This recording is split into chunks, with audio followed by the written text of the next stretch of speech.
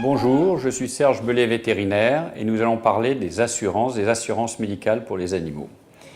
Il existe depuis quelques années des assurances médicales qui ne sont pas d'une sécurité sociale, qui est un petit peu l'équivalent d'une mutuelle de santé.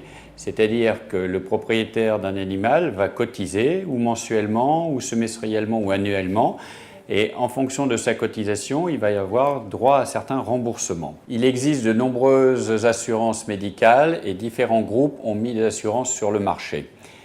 Il faut toujours se renseigner avant de souscrire, c'est-à-dire qu'il ne faut pas suivre que la publicité, il faut se faire envoyer le contrat type, parce que selon le contrat type, il va y avoir des exclusions de certaines maladies, même des fois de certains vaccins, il va y avoir des franchises, il va y avoir des arrêts de prise en considération médicale en fonction de telle ou telle maladie, et même des fois certaines assurances qui vont s'arrêter à partir d'une certaine limite d'âge.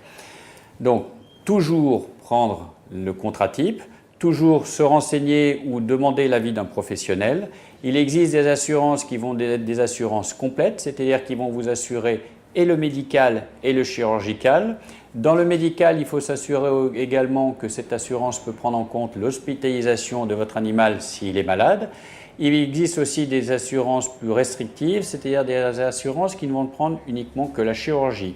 Que la chirurgie, ça ne veut pas dire la chirurgie de convenance, c'est-à-dire la stérilisation, ça veut dire la chirurgie accidentelle.